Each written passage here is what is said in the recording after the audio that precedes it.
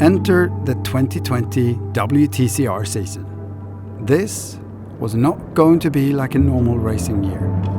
The COVID-19 pandemic changed everything for everyone on the planet, and the motorsport community was no exception.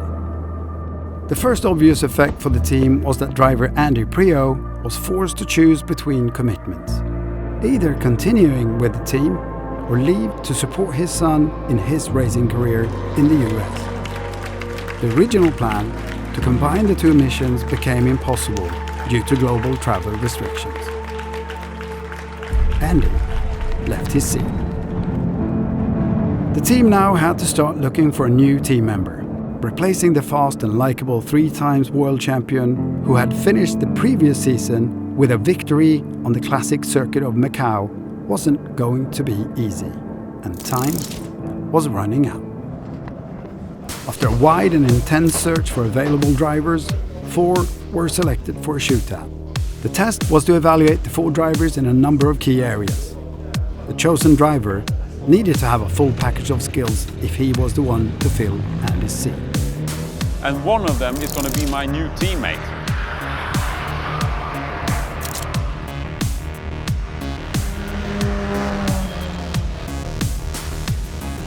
Eventually, the young Santiago Urrutia from Uruguay was selected, and an intense period started to get him prepared and settled in. Hello guys, Santi here, first time seeing the snow, very cold.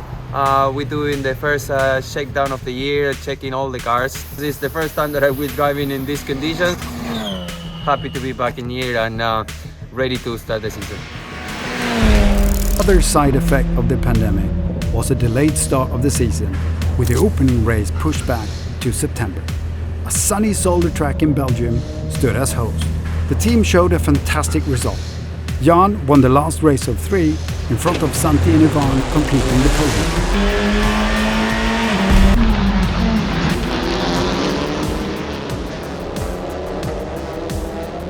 The team left Belgium with Jan Erlacher as their top scorer, a result that should show great importance for how the season would pan out for both him and the team. Now he's the leader of the championship and I have to look after his helmet. While Zolder gave Santi his first ever WTCR podium, the fearsome Nürburgring ring handed him a brutal welcome during testing. Losing the rear end in a high-speed corner sent him into the infamous guardrails and his mechanics into an almost impossible task to have the car ready for qualifying.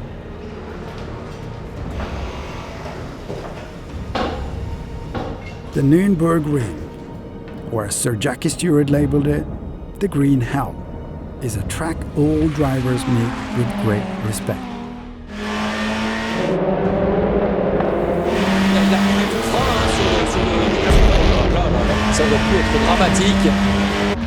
And this year, the conditions were extra demanding, with the qualifying driven in the dark, in pouring rain.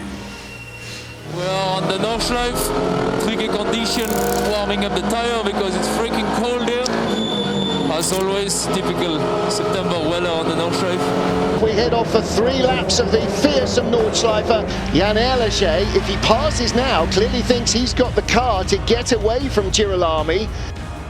That's the Nordschleife win! I'll be honestly, I can't believe that we won on the Nordschleife in those conditions, so happy. Jan Erlacher wins the race in the toughest conditions possible, showing again his potential, and reinforces his position as the leader of the championship. Next up was Slovakia Ring, and this weekend should turn out to be the team's most difficult weekend of the season. The updated BOP the Lynk Co cars received, based on their strong results from the 2 previous weekends, made it near impossible to keep the competition at bay. 9 laps to go and the lights go up very quickly. No! That's a huge accident. We suffered a lot from the BOP this weekend. We were definitely on the receiving end of it, and some of the adjustments that they made on the BOP seems like it was a little bit harsh, especially with the height for us. It was a tough weekend for us. but still at the end we scored 20 points and we were expecting to score no more than 5-6, so I mean we are still leading the championship. Not as big margin as we had before coming here. I hope next one we will have more luck. As it stands, Jan and the team are still in the lead of the championship, but the gap is closing. Budapest, Hungary, another important and difficult race.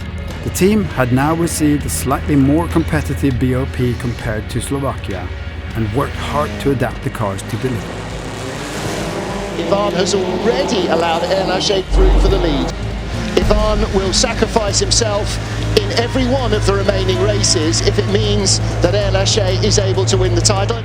I cannot have a better bodyguard than him. If you don't want someone to overtake, the guy will not overtake. I can feel really safe when I have him behind. He has my experience I had after 20 or 25 years. And I think in the future he can be even better than me because he had all my advice, but then he has his own capacity.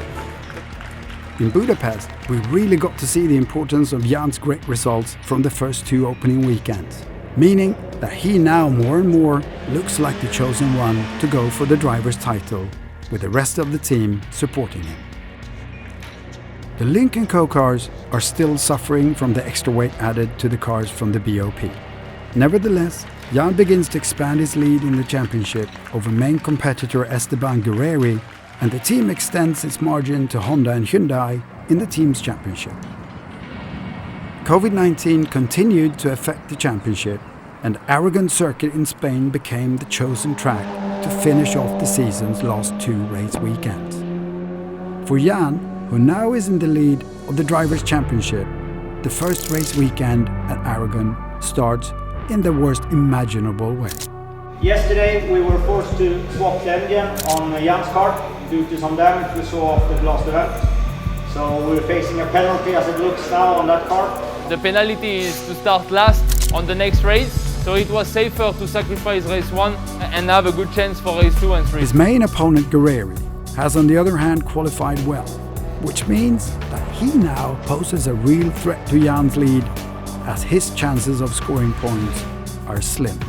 But Jan doesn't fall under pressure, and in the three races he pushes hard and drives intelligently to secure as many points as possible.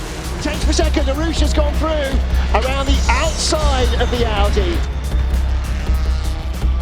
Jan Erlaché starting from nearly in Madrid, already up from 20th, almost into the top 10. It's days like these that are the big days, not necessarily the ones where you win. For Jan, the lead against the main competitors is getting smaller going into the final weekend of the season. Will he keep it together, or will he fall under pressure? After a tough start of the season, with no chance of winning the driver's title, Ted and Santi had, throughout the season, taken on the role to support their teammates. Now at Aragon, the tactics played out in a way that freed them to race for the podium.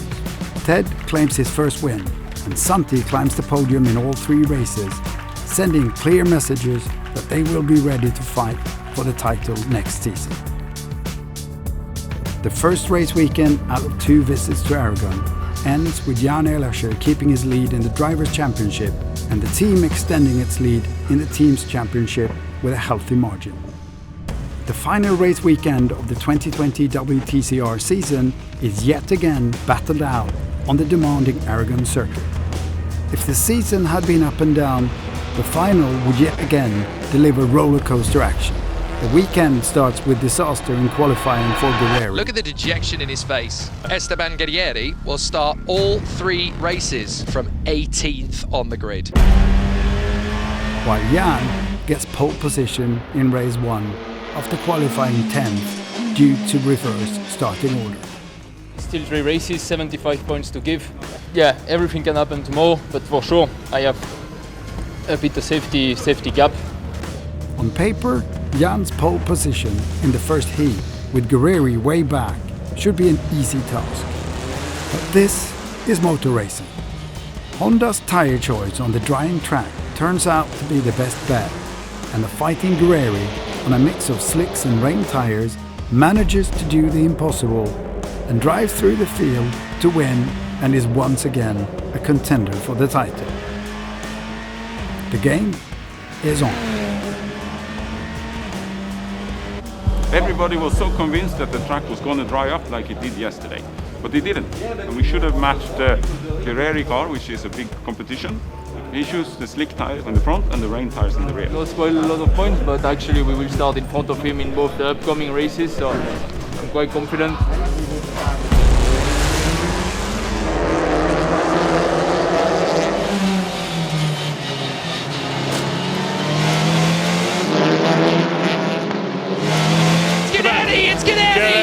Oh my goodness, it's Esteban Guerrieri!